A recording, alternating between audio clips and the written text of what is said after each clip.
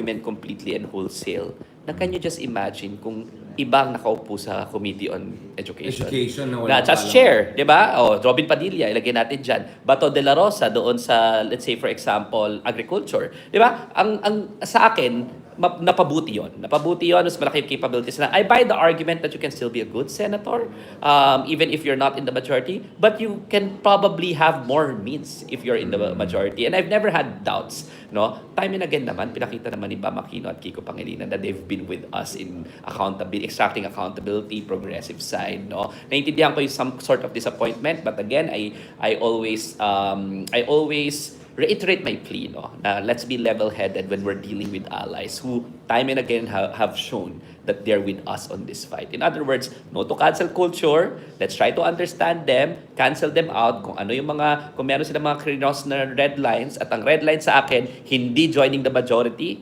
Kasi nga, hindi ako sure kung better si Tito Soto. Again, we can debate that, di ba? But ultimately, I understand that they have their own reasoning and they will be more effective that way. Yun lang yung sa akin, no? And natutuwa ako. Kasi binabantayan ko rin, sabi ko naman sa'yo nung nag-add tayo, di ba? Right. Na pagka sinabi nilang wag ito yung impeachment, red line sa akin yan, I will be the first one to call them out. But isn't that too low of a benchmark? I mean, some would say, okay, let's look at the committees. Marcoleta will have 2 committees, including the Word One Committee. Bongo will have, I think, 3 committees. The Cayetanas put together almost half a dozen committees. Correct. Robin Hood Padilla has 3 committees, including Correct. on mass communications and so something about fake news. So isn't being part of the majority also about, huwag mo naman kontrahin masyado yung mga kaibigan natin na ka-DDS. Let's say some of these hearings go a little bit off kilter. To put it mildly. That's crystal ball for me right now. Makikita ko naman, I'm sure they will still push through with their fiscalizer style, even if they're part of the majority. That's first. And second, I condemn in the strongest possible terms yung yung sila yung pinakabararaming committees. But the reality is, they are 7 or 8 in the Duterte bloc. Yeah. We are only 3 in the progressive bloc. Buti nga, nabigyan tayo ng 2. Tatlo. Actually, kahit si Rizon Tiveros, nabigyan pa rin ng gender. Actually, may 4. Kasi dalawang makakuha ni Bam at least so far. Correct. Looks good. Looks good. Looks good for us. 4. We're just 3. The genuine opposition is just 3, handling 4 committees, Right. powerful, education and agriculture, which are the most important committees based on at least the surveys na ano ba yung pinaka-importante sa taong bayan ngayong mga oras na ito. And again, can we just imagine if we give it to somebody else? Or you would have a situation whereby I'm Marcos alone or Robin Hood Padilla alone have more committees than all the 3. Yeah. That's another way of looking at it, right? That's another. Ikaw, Carlo, I mean, what is your read so far para magkaroon ka rin ng haters? Kasi kulang ka pa yata ng haters eh. No, I mean, what is your read with this? Because one reading is, a lot of youth got mobilized, excited, Gen Z, because that's really your expertise. Because they were seeing some sort of alternative politics in Bam and Kiko the way they have seen it in Rizon Tiveros, in Akbayan, etc. And that therefore you have to make sure you keep these people on your side or at least keep that sense of abiding hope in a different kind of politics, especially as we head towards the really big one, which is 2028. Yeah, agreed. I think yun din ang kailangan matutunan ng at least the younger generation, the Gen Z and the Gen Alpha. My generation. Your generation. A lot of the Gen Alphas will be, this will be, the 2028 will be their first time to participate in a national election. So that they're part of, I believe, the 13 million. And I think very important na malaman nila, singilin, ano ba yung primary issues? They supported Kiko and Bam, our 2 senators, primarily on the issue of food and education, which they got. But was it only that, or was it more than that? That they represent a kind of a totally different non-trapo, anti-trapo politics? Yes, and agree, and compare that to 2019 when Bam ran for re-election. He was also a progressive campaign. Masyadong extremist naman yung take niya. Very critical. I think they moved a little bit more understanding to get more voters involved. Sure. Yeah, to get more support. And I think it shows naman. They performed above the expectation ng mga, even the surveys, right? A lot of surveys got it Except wrong. yung survey yung isang Isa na they got it right, no? Sa top 5, right? Chick, operator, Yeah. vendor. Okay, yeah. I think what the younger generation have to understand that it's part and parcel, I think, of politics that sometimes also have to go this way in order for them to secure the chairmanships that they needed to para ma-deliver din nila yung campaign promises nila. Okay. I think it's both sa akin. Agriculture and education. But at the same time, a lot of them voted for these people because they're not Trump, supposedly, di ba? Yeah. And they are idealistic, progressive, no? I think it's both, no? But I think the youth will understand, Gen Zs and Alphas, and even us millennials, because us millennials, older millennials, Yeah. di ba? We understand that you have to balance idealism with delivering results, no? And hindi naman nakita naman natin parang ang pito yung minority sa totoo lang eh. 'Di ba? Based on so far all the most important resolutions opening the BICAM process, that particular part of the SONA patama yun sa SP kay Chis Escudero ni President Marcos kasi disappointed daw dun sa insertions. Anong sabi ng dalawa? Kung supposedly part of the majority, open the BICAM process, no? Anong sinabi ng dalawa when it comes to extracting accountability even with in the face of the Supreme Court decision? 'Di ba? Dapat ituloy at dahil constituent power natin to. I've never had a doubt, no. These two people are good people, at least based on the track record that we've seen. We need to keep them on their toes, I agree, no? But not to the extent of canceling them. They are our allies, at least yun yung Ano pangalan yung isang spokesman ng ng Senate impeachment trial? Si Attorney Tonggol? Tonggol, yes. He speaks for the entire Tapos Senate. kinall out ni Kiko. Sabi niya, he does not Right. speak. Don't listen to this attorney. He Right. does not speak for me. I am a senator judge. He has never spoken to me. Ever. But I suggest they get you as the spokesman of the Kiko Bam. As the Kiko Bam part of... No, but kidding aside, going back to you. The reason why, again, I raised the youth issue is because you already now have RISA as a benchmark, right? Like, this is not 2019 anymore. RISA was not the phenomenon she has become in the past 3 years. So what I'm saying is that medyo, for some, at least some of us who have a much more progressive leaning, we have set a new bar. So therefore, traditional liberal politics, which is not bad. By the way, thank you so much to the Liberal Party for expressing solidarity with us, the martyrs of freedom of expression.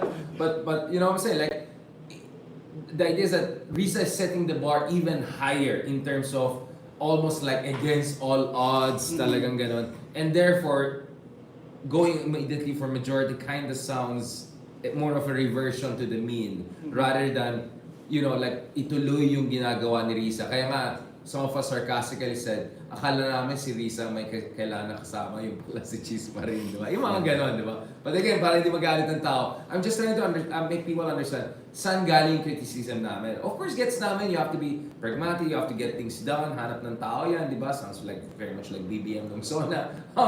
But my point is, meron na tayong new bar eh. And the fear we have is, baka hindi lang reversion to the mean, baka lalong maging mukhang marginalized si Risa na parang, yeah, we appreciate that, but maybe sometime in the future, we're not Sweden yet or something. Do you get what I'm saying? I think that's where some of the apprehensions is coming from, in as much as I actually completely agree with everything you guys have been saying.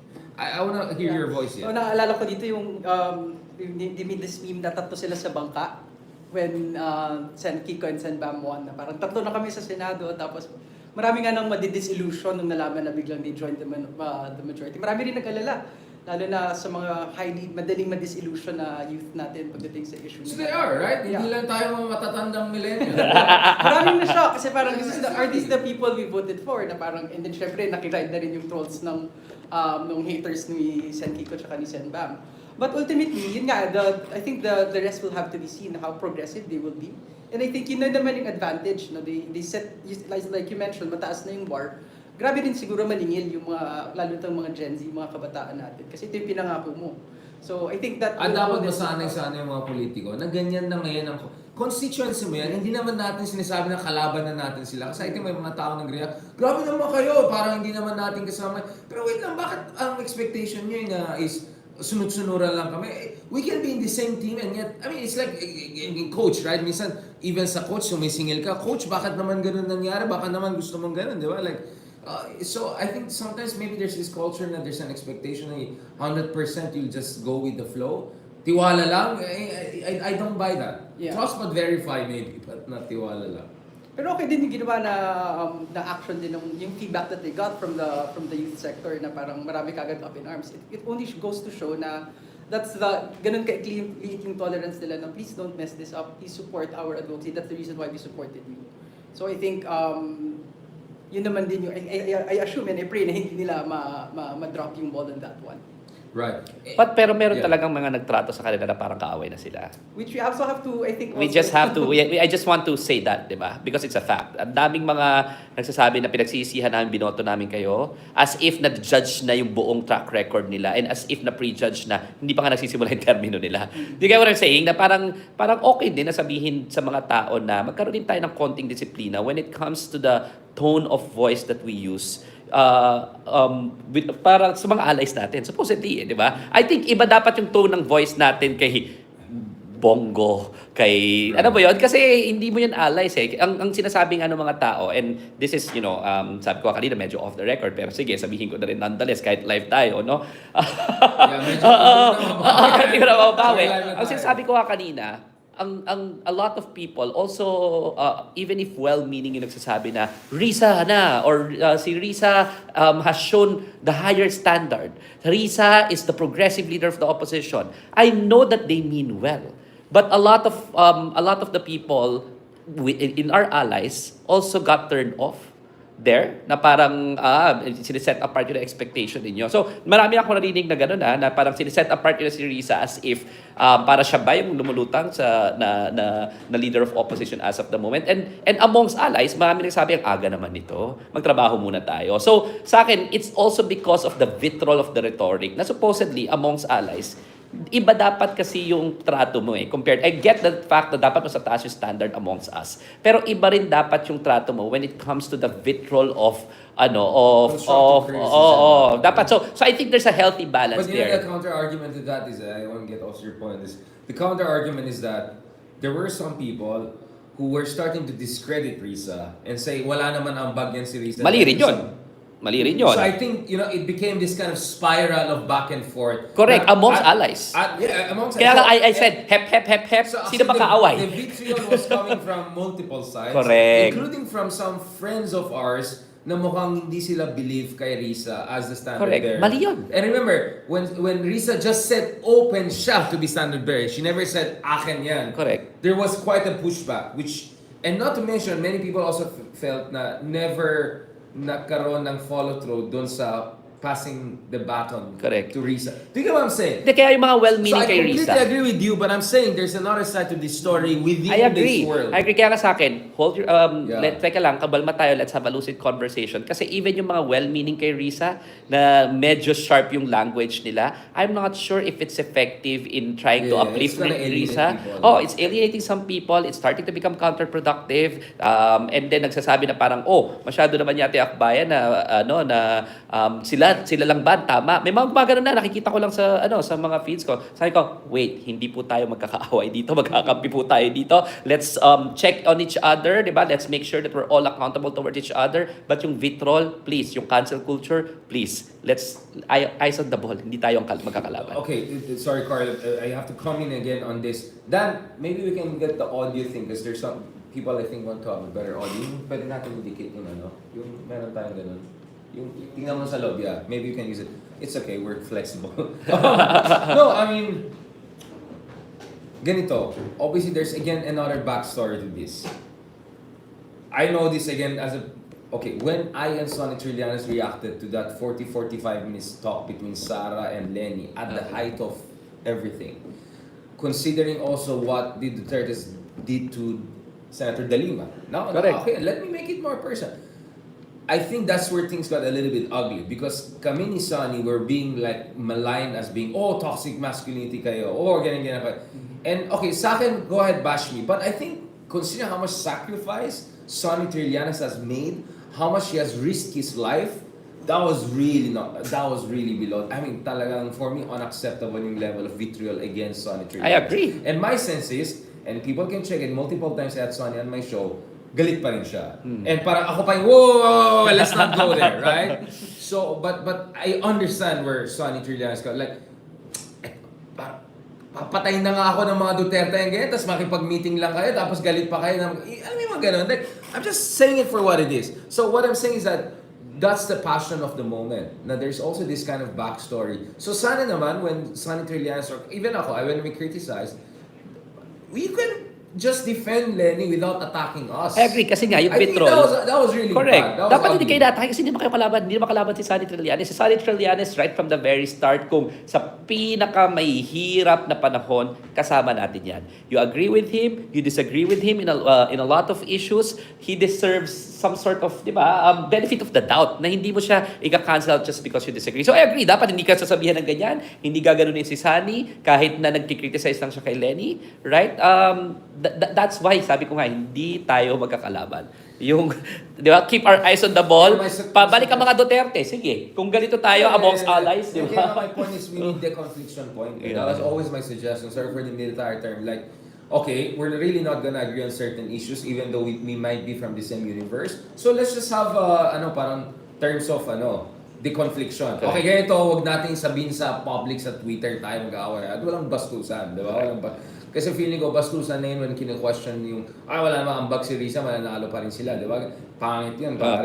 Or toxic masculinity sila, Trillanes. Like, dude, that's not right, di ba? That's not right. Considering what Risa and Sonny have been doing, and not to mention Senator De Lima. But in fairness, Senator De Lima has been more like you, di ba? Basically like, okay, I have a lot to say here, but maybe I will not say it because I care. Good. Going back to you, Carlo, what do you say about this? Well, in generally, compared to when we did a lot of grassroots work in 2022, ang bilis kasi even the progressive, even sectors within the progressive group, ang bilis din maghanap ng ano yung what sets us apart, or ano yung criticism natin of certain progressive candidates, which I think is reflecting until 2025. So parang feeling ko the progressive movement also has to sort of recognize na there, like you mentioned, Richard, na parang yung the conflict.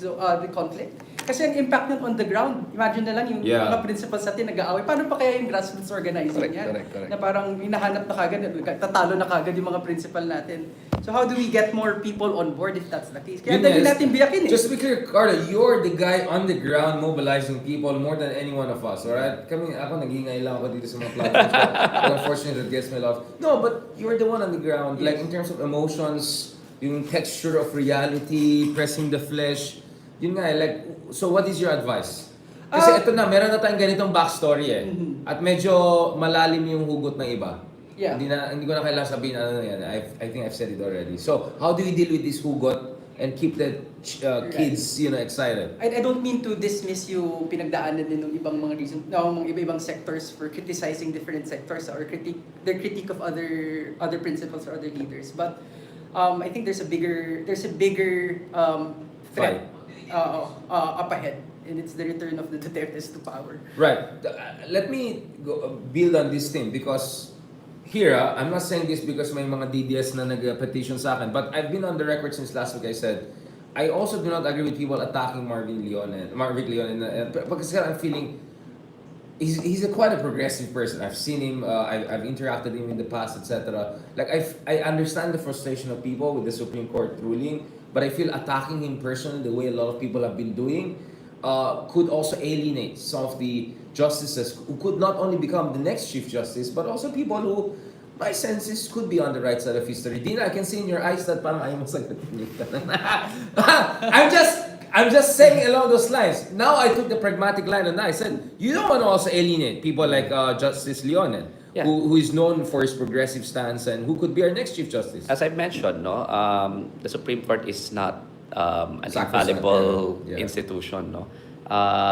It does not have people infallibility, no. And we've seen time and again that the Supreme Court is wrong on so many instances. Haveliana versus Executive Secretary, wherein sabi ng Supreme Court they shied away from intervening doon sa ratification ng 1973 Constitution. Tapos yung mga nagtataas lang ng kamay doon, sinong gusto ng bigas? Tataas ng kamay, tapos yun na raw yung plebiscite, di ba? Kasi hindi nag-plebiscite yung Constitution na pinasa ng mga Marcos na yun, pero hinayaan ng Supreme Court, no? Yung De Leon versus Duterte, my case, when I sued Rodrigo Duterte, di ba? 13 13.2. I was just asking for his health records when he was doing his press conferences that are akin to the drunken monologue. And based on the Constitution, may karapatan tayong makita yung health records ng presidente. At dapat nga nagkakaroon siya ng health bulletins. That was very brave in the midst of everything. At the midst of everything. Yeah. So that's 13.2. No? I think nagkamali Supreme Court doon kasi without even requiring the OSG to file a comment, even if it's explicit in the Constitution, yung tinanggal nila si Chief Justice Sereno to a quo warranto proceedings, no? I think that was really a mistake considering na winikin nila yung Supreme Court as an institution na pwede pala sila in bickering tatanggalin mo through quo warranto.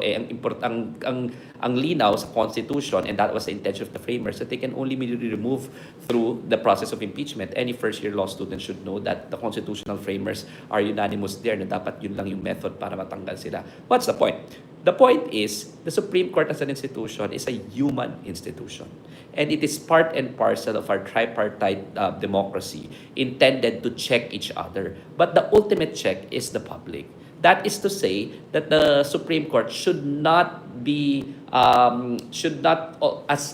to quote their own jurisprudence, should also not be onion skin. No? I'm not saying na bastusin ang Supreme Court, dapat hindi. Kasi, ang difference kasi sa Supreme Court and sa legislative, sa political institutions natin, the Supreme Court, ang pinakabala niya, ang pinaka-weapon niya is yung moral ascendancy niya. Di ba? Yung legislative, may power of the purse. Yung executive, may And power of they're the elected, sword. so they have popular mandate. Popular mandate. Yung judiciary, wala eh. Di ba? Wala. So talagang yung moral clarity niya lang as a guardians of the Constitution. No? That means that we have to, of course, accord some sort of respect. Diba?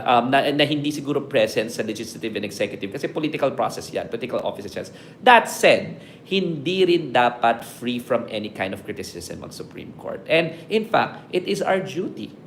It is our duty as citizens in a participative democracy to criticize the Supreme Court when it is wrong. Albeit respectfully, lalo na doon sa mga officers of the court. No? So, this is when I would say that I hope that the Supreme Court, alam ko may kaso ka, kinasuhan ka ng, I think, penetration ka na frivolous. It's frivolous. It's ridiculous. I think so. Mentioning facts of number appointment, there are political science studies about it. Correct. I am a public educator. It is my job. And I put context. I put below this and that. Correct. So I think that was malicious of them to take out the whole context of that. But speaking of... Pero it's a human institution na. So ang kaya nga sinasabi ko, hopefully the Supreme Court will not even bother with this. Will not even bother and will not commit the mistake of actually silencing citizens.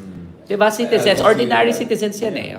I'm an ordinary. I mean, Senior Associate Justice Leonan in a speech almost exactly 10 years ago in my city said the Supreme Court is not perfect. Citizens and academics certainly have the right to call attention to the fallibility of the courts. The Supreme Court should not be immune to public scrutiny. So I want to bring you in.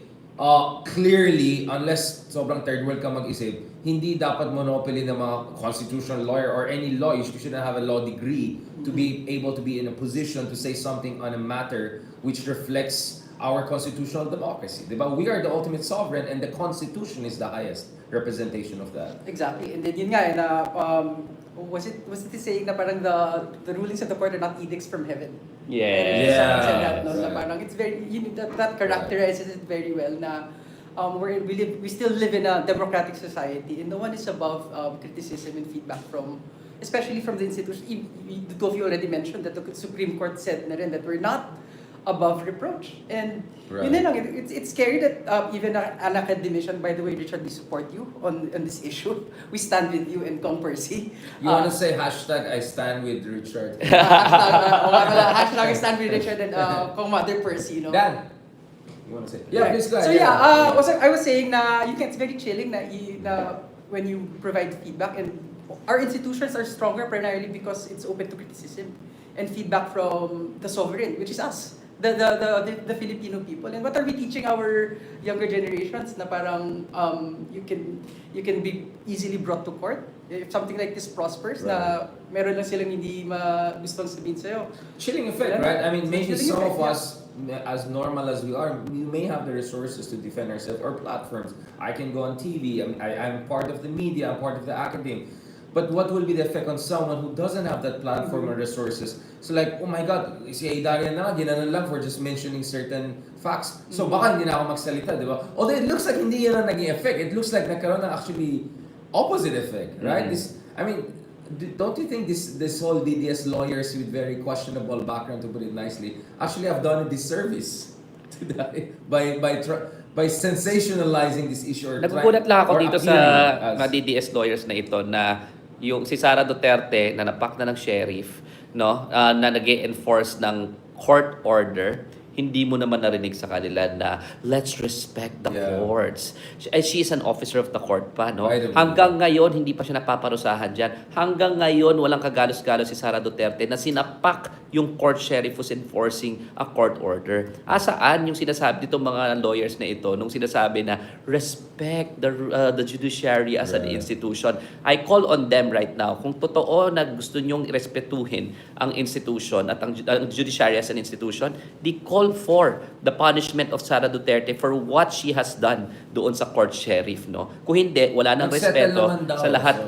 Pero alam mo yon, this is an officer of the court at sinapak niya pa rin. It doesn't cancel out the fact that that is direct assault. Wala kang maririnig din sa mga to. So yung genuineness ba at hypocrisy ng mga nagfa-file na to must be called out, no?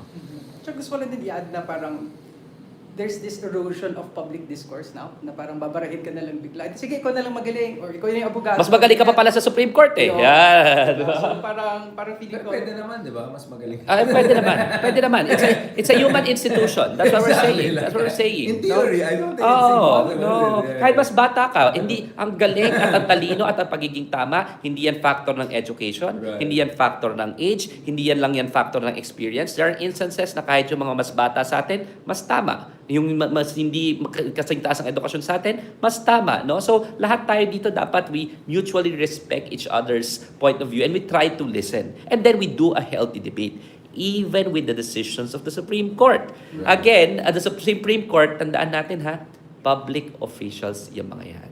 Sinisweldohan yan ng taxpayers' money, no? Pera ng taong bayan. And hence hence yung taong bayan dapat should be free to criticize them properly. No, hindi sila dapat onion skin. Iba siguro yung usapan noong kay Larry Gadon na talagang minumura yung Supreme Court. Bakit walang I stand? Iba yon. Pero yung sasabihin mong mali yata yung Supreme Court dito, ito yung ramifications ng decision ng Supreme Court, ito yung reading ng text ng Constitution, na politicize yata yung Supreme Court in this particular instance because political scientists should be able to discuss whether or not the court appeared to have been politicized. Diba? In an analysis. It's a discussion. And alam mo, even abroad, in almost liberal democracies, judges are criticized by members of the parliament any single time. Lalong-lalong dangerous yung kay Percy, kay Congressman Percy, kasi she's speaking as a member of the House of Representatives who should be, and Deputy Minority Leader, who should be able to criticize a co-equal branch. Kaya nga yung check and balances, no? So hopefully, grabe yung chilling effect nito kung sakasakali. And again, it's gonna be a sad day for free speech, especially when these legitimate concerns and criticisms will be silenced just because magiging too onion skin yung court. I'm just quoting from jurisprudence, ha? Ang sabi ng jurisprudence, public officials should not be onion skin. Public officials. Weaponization of this petition. I mean, like for instance, na-reference ko dun sa isang discussion, I think it was with Senator Trillanes, like this study in the Journal of Law and Social Inquiry. The title is Justices and Political Loyalties, an empirical investigation of the Supreme Court of the Philippines, 1987 to 2020. Loyalty effects. It's a term in political science. So if we are not in a position to even mention this because it will come out as contemptuous, you're basically making it illegal for us political scientists to exercise as role as public educators. I mean, and to do an empirical study. Where are these DDS people coming from? Well, yung isa naman, banned party list. Yung puro mga questionable characters. So, but this is crazy, right? This is crazy. Tapos all of a sudden, di ba, talagang respect to the court system. Pero noong panahon ni Rodrigo Duterte, halos ayaw ninyo yung korte, tinanggal si Chief Justice Sereno, binastos ni Digong ilang beses si Chief Justice Sereno, nga tahimik. Sinasabi Rodrigo Duterte noon, sa lahat na lang yung mga korte, wala siyang pakialam sa due process and human rights. Tahimik, no? Ang nangyayari noon is hindi dinadaan sa korte yung paghuhusga sa mga taong papatayin, namamatay na lang sila, pasarahan na lang natin korte kung ganun kasi kaya naman pala napatayin na lang yung mga tao na walang sinasabi yung korte. Tahimik. Tapos, ngayon na merong political victory, si Sara Duterte at kinikriticize yung decision ng Supreme Court, all of a sudden, sila yung vanguards of the judiciary, protecting the integrity of the judiciary. Sino namang niloko nitong mga ito, di ba? It's hypocrisy at its finest. I want to ask you, Carlo, what is your sense of us as ordinary citizens? Bakit napaka-invested ang mga DDS dito sa ruling na to?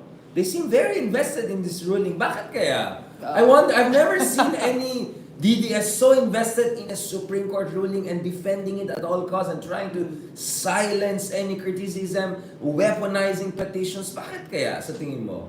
Well, I would suppose that one angle you can look at is maybe the decision favors them, quite obviously. Oh, I didn't know that. I'm So possibly, no? That's one angle you can Also, they don't want trial for Sara. They don't want her to have a chance to prove she's innocent. Because they're not confident she will be proven innocent. But against 80% of the Filipino population that was surveyed na wants her to go through the process to ferret out the truth. So Gusto ko lang sabihin ang dami ko kasing friends na nandun sa other side of the fence who na medyo ano ba tawag doon, yung parang nagtuwan-tuwa, tinawagan pa ako noon sa Supreme Court decision. Sabi ko, bakit? Napawalang sala ba? Meron ba sinabi sa Supreme Court na hindi totoo lahat ng mga akusasyon? Sinabi niya exactly na hindi. Hindi siya napawalang sala, merong technical, merong procedural. Right. Ang sinasabi ko nga, huwag kayo masyado magbunyi. Kasi andiyan pa rin naman yung mga kasalanan. Obvious na. Tsaka bakit ayaw nyo na trial? Bakit? Kala ko ba ang tapang-tapang ninyo? Parang boxing match lang ni Baste tsaka ni Torre. Diba na parang ang tapang nung isa, nung kinol, may gusto raw ng bloodbath, sabi ni Sara Duterte, pero parang pinipigilan naman yung proseso ng impeachment. Fine. Sige, pigilan ninyo yung proseso ng impeachment, nagagalit lalo yung taong bayan, nagmumukha lalo na may gusto kayong itinatago kasi hindi naman kayo napawalang sala doon. At ang sabi ko nga, nung sinagot ko siya, "Uy boss, hindi kayo napaganda pa? Bakit? Bakit tingin mo ba hindi i-refile ng House yan sa February 2026? Naku, papalapit na eleksyon, doon pa mabibilad yung mga kasalanan ninyo sa taong bayan. So huwag kayo masyado magbunyi at mag-celebrate. Baka naman napaganda pa. Kasi hindi naman na walang bisa lahat ng mga kasalanan nyo sa bayan. That's very clear in the ruling, by the way. Very fair. Very clear. clear. Hindi na sinabi na walang kasalanan si Sara. They took procedural. But I want to go back to this because we have Justice Ascuna, Justice Carpio, multiple people on this show. Hindi pa I don't know what's the status of that supposed statement from one former Chief Justice, but another former Chief Justice, Pangiliban, has been clear na feeling na rush ito, dapat may oral arguments. As we speak, there's a motion for reconsideration. Where do you see this going? Well, Doctrine of operative facts, prospective overruling. I mean, all of these things are at stake now. Any motion for reconsideration is the attempt of a litigant to give the court a chance to correct its mistake. And I always say that, no? Courts are human institutions. Wag nating sabihin na hindi sila nagkamali. No, pag tingin ko nagkamali ka, decision mo pa rin 'yan, final decision 'yan. Pero sasabihin ng litigant, this is a chance for you to correct your own mistake.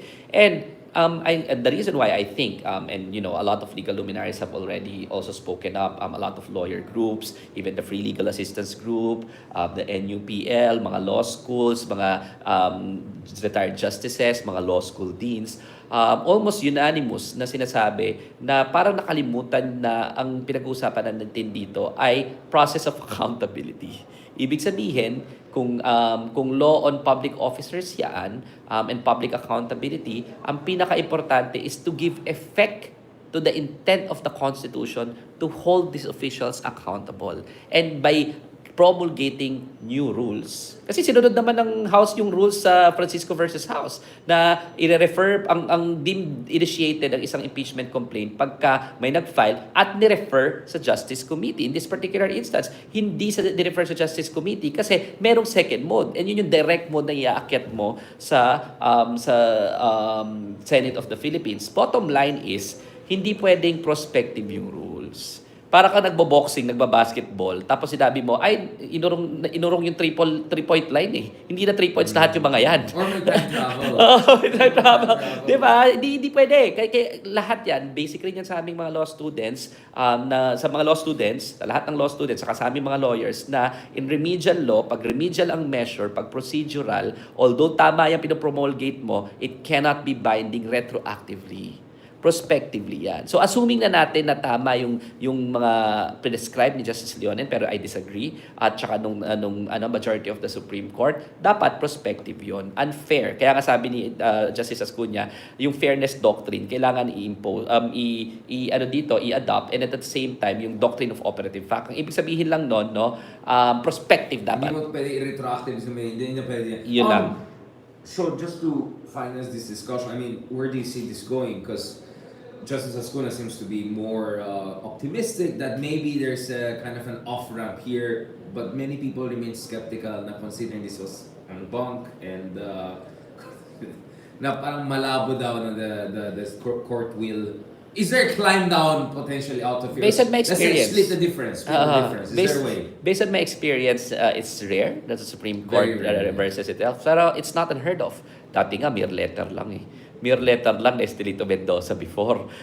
If my memory serves me right, na-reopen ang isang buong case at tapos na desisyon at na-reverse yung decision. No? What's the point? The point is, yung Supreme Court kasi, may final word sila in our democracy. No? Pero yung final word na yon, even them do not have the power to alter the Constitution. So if they're wrong, they're wrong. And in my opinion, considering na tinatanggal nila yung constituent power ng Senate and the House of Representatives, a co-equal branch can say you don't have the authority under the Constitution to do that. Will the Supreme Court reverse itself? If this is a pending litigation, no? So my fearless forecast is there's a possibility. And ako, naniniwala ko eh. Like on the factual, like on the counting of the days, or gonna, I mean, there's a way for them There's to a way, say, there's a way. okay, we reconsider with certain clarification, ganun, and then make certain modification. And then para to save to at least save the doctrine that they want to promulgate, say that prospective yung application. And even if ina-apply namin retroactively here, the facts show na nag-comply pa rin yung House. Meron may way to do this, no? Bottom line is sa akin, dapat let's make sure that alive and breathing yung rules natin and yung provisions natin sa Constitution on accountability. And last one, where do you see in terms of citizenry, the youth coming in terms of this? Obviously, UP laws, not the entirety, but a number of faculty have come out. Many ex-justices, at least one ex-chief justice has come out. I'm not sure how many justices came out in support of this ruling. Parang wala pa masyado. Parang wala pa. Wala pa, which is also quite interesting. Kasi talagang Parang wala pa. shocking eh. Shocking to the sense, hindi ako nakatulog ng 2-3 araw. Interesting point. Actually, wala pa. You would have imagined if this is a debatable issue, there would have been something in the other end. But how about the non-legal community coming in? How should they get involved? Because some people's worry is not only a legal constitutional crisis, because I don't know, maybe it's malabo to see Senate defying them at this point in time unless something interesting happens. But for me, it's functional constitutional crisis, meaning complete erosion in confidence in all institutions of the state. You have a president who's not already that popular. You have a Congress that is already under attack. You have a Senate na nakakataas kila yung mga nangyayari. And then now even the Supreme Court's legitimacy and authority is being questioned by a lot of legal luminaries and civil society groups. How can you find a way out of this, lest the crackpots come and take advantage of this with extra constitutional ideas? So first and foremost, I think a lot of ordinary citizens who are always subjected to the harshest, possibly the harshest impact of the law, we just perpetuate the image that those in power cannot be held to account. Perhaps there's that perspective. And the other one is, in a groundbreaking decision like this, when you combine issues like someone being petitioned for contempt, and it's crazy, right? Usapin ng topic of discourse and free speech. Those are the things that I think could probably be at the heads of people who are already disillusioned with the way the government is running. Kasi a lot of people will say, anong kinalaman yan? Bukas mahirap pa din ako, or bukas nagugutom pa din ako. So instead of the government being an institution where you derive hope or you see a potential change in your life, Source of assurance. Source of assurance, yes. In a very tumultuous time, no less. Ito, nag-aaway na naman yung mga leaders, nagkakagulo na naman sa taas. Meanwhile, traffic pa din, mahal pa rin pagkain, hirap pa rin maghanap ng trabaho. So I guess The those are- flooding, we're still coping with this ramification. It's just gonna get worse with education climate change. crisis pa din tayo. So So what you're saying is that erosion in institutions of authority is the last thing we need when we're Exactly. facing so many crises at the same time. Yes. Concatenation of all of these crises. Exactly. Ayaw namang i-hold into account yung mga institutions na yan. No? Yung tatlong bagay na I think for ordinary citizens like us, lahat naman tayo doon, ordinaryo, di ba? Yeah. Meron lang We're tayo not mga government pinagkakaiba. officials, We're not government officials. Tatlo naman lagi yung, di ba, yung ating institutions, methods of making sure na we participate and we make our democracy work, di ba? Ang tanda natin ng isang demokrasya ay isa continuing experiment, no? Wala guarantee yan na yan ay mag-work. Kaya siya continuing experiment. It's up to us to make it work, no? And yung tatlong K lagi ang natin iisipin. Kongreso, pumunta tayo sa Kongreso, sinubukan natin i-hold yung mga Duterte into account. Lalo na yung confidential funds, 'di ba? Yung procurement ng computer sa DepEd, yung malawakang patayan even sa ilalim supposedly ni Sara Duterte according to Bato, 'di ba? And Las Cañas, yung lahat sila Mary Gay Prayatos, yung yung pagbabanta niya na patayin si Ferdinand Marcos, tsaka yung ganung mga attitude ba, 'di ba? Pumunta tayo sa Kongreso first to hold them accountable. Mukhang it did not push through kasi matagal hindi finorthwith ni Cheese Escudero. Enough so much so na nakapasok yung Supreme Court. Yung pangalawa is Korte. Nag-umaasa tayo supposedly sa Korte. Yung pangalawang K. Wala eh. Yung Korte nagsabi dito na parang natigil yung accountability mechanism eh. So saan tayo pupunta? Doon sa pangatlong K. And the pangatlong K is always alive, di ba? It is up to us, citizens, to go to the streets, kalsada, yung pangatlong K, di ba? Let's protest actions like this na walang accountability, actions like this na ginagawang chichirya yung pera ng bayan, actions like this na binababoy yung accountability mechanisms and ang ating justice system at binabastos araw-araw yung mga ordinaryong Pilipino na nagbabayad ng tax, hirap na sumasakay ng MRT, hirap sumasakay ng jeep, napaka-traffic pa rin, 4 na oras sila magbabiyahe, magtatrabaho sila ng 8 oras for what? For a minimum wage na hindi man lang binanggit doon sa zona, 'di ba? Pagkatapos nun uuwi sila pagod na pagod, wala man lang time doon sa mga pamilya nila. Tapos yung pera nila, bayad pa nila kasi pag nagbabayad ka ng kahit ano, bibili ka ng sardinas, may tax 'yan, 'di ba? May VAT 'yan. So lahat tayo taxpayers, as baabuhin yung pera mo, no? What choice, 'di ba? What choice do we have? And I think dapat malinaw sa atin na kahit nakakapagod, continuing experiment yung democracy, and we need to go to the streets sometimes. Walang masama sa protesta. Walang masama sa rally. In fact, in a democracy, integral yan to make sure that our public officials are held to account. We already tried the courts. We already tried Congress. Now it's time to go to the kalsada, to the streets. Yeah, I mean, you don't necessarily have to say I stand with Richard Hidaran, but I would really enjoin everyone to contribute to this, whatever thing we're trying to do here, right? Which is the idea is that wag natin iwanan ng politika sa mga politiko, right? We have to have a say in this and we have to get involved. So these little platforms we have, these little discussions we have, is our little contribution, humble contribution to an active citizenship, right? Informed citizenship, and hopefully a more mature democracy. On that note, by my fellow youth na medyo matandang millennials na tayong lahat, maraming salamat. Matandang millennial na ba tayo? Di pa yata. Tito Talks. Young Tito Talks. Baka fact check tayo sa age. Baka maano tayo, contempt tayo dyan ng ibang generations. Thank you so much for joining us for this latest episode. Susunod, pag-usapan naman natin yung mga latest surveys saying that apparently Sara Duterte's numbers are on the downward trajectory. Does this mean that we may see finally some change in momentum in our politics? At ano naman yung prospects for 2028 elections as early as now? Pag-usapan natin different permutations. What if I'm Sara? What if, I don't know, Torre Tulfo, Lenny, Bam? Ang daming pwede pag-usapan yan. So, stay tuned. Something like that. Whatever. Okay, let me just take this out 1 second. We have to